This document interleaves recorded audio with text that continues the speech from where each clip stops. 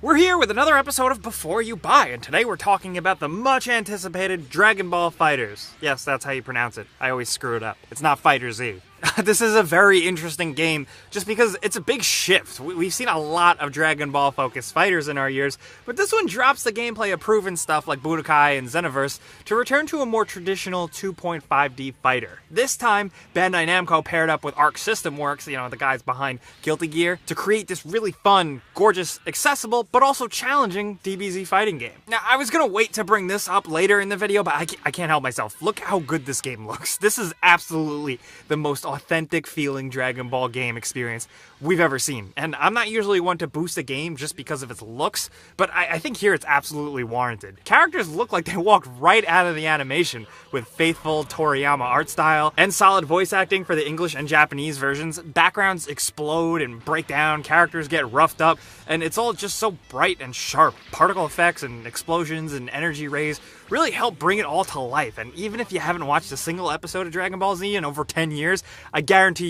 you will still get excited the first time you see Goku turn Super Saiyan. But enough gushing about that. How does it actually play? Well, I could say it's absolutely fun and surprisingly accessible to newcomers. It can appear really simple on the surface while still embracing skill and practice. I'm saying this as someone who's more of a casual fighting game player, so keep in mind if you can't tell by some of my gameplay. But moves are doable here. No maneuvers or combos feel too complicated, and there's a good amount of counters for every type of move, and the usage of your ki meter is a really good meta managing game while not getting too weird or overly complicated. There are some auto combos which feel almost too easy to spam, but higher level play will lead you to forget about that altogether. From what I can tell, Fighter seems remarkably balanced in really towing a line between being easy to pick up and play, but while also being incredibly challenging and deep enough that some mastery can be required for serious play. And that's important for a fighting game to have longevity, which, of course, I can't judge yet, because more hardcore people have to get their hands on it, but it seems like it's in the right place. The best, though, about the gameplay is it's 3v3. It's working somewhat similar to, you know, Marvel vs. Capcom for the layman. This makes things even more chaotic, but really all the more strategic. When there are fireballs flying and stylish transitions, still being in complete control of character swapping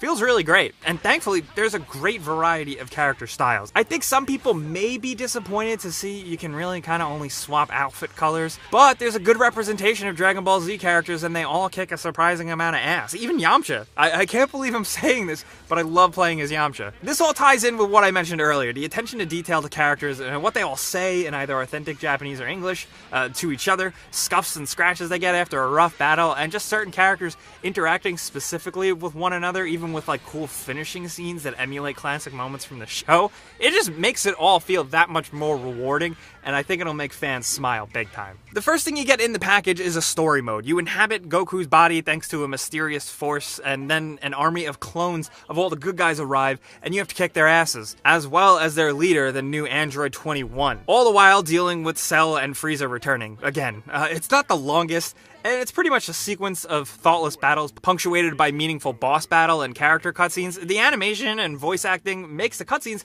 mostly really engaging, even if I feel like the story lost its steam a little bit. The new android character is cool, and the game's presentation and scenes really have the fan service moments figured out really well. It's an enjoyable playthrough of these three chunks that actually gets pretty challenging, with a little bit of roster building and character leveling up thrown in to just keep you a bit more engaged. It's definitely a good time, but speaking of challenging, like any good fighting game, there's an arcade mode too to progress through different tiers, and that's good if you want a quick fix because that can get challenging. All of this stuff though is accessed through your menu hub world, which if you're online acts kind of like a little lobby. You bounce around in a little customizable chibi Dragon Ball Z character and do local play, arcade, story, spend in-game currency on useless little thingies, and I'll be honest, all this kind of feels like filler. It didn't engage me much at all, and while I guess it's better than just a boring menu, it was kind of just whatever to me. But of course, this little world is also where you access online, where you can create a ring match to play with your friends, access casual and ranked matches with leaderboards in a world match mode, and a more fun, almost party mode style circle match mode with simultaneous fights going on.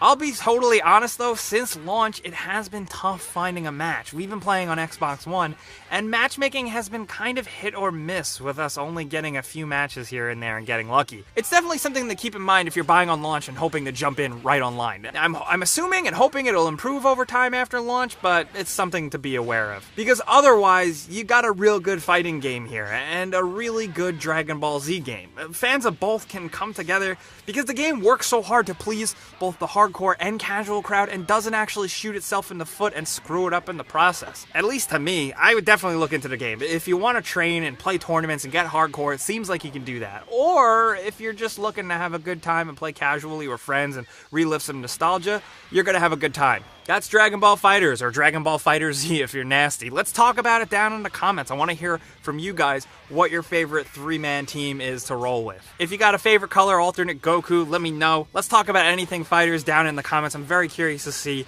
how people react to this, be it the fighting game community and just the Dragon Ball Z community. Let's talk about this stuff, but you guys know the deal. Clicking the like button does help us out over here. It shows you want more of these. And if you're new, you should probably subscribe if you haven't already, because we put out stuff like this every single day. But as always, thanks for watching, and we'll see you guys next time.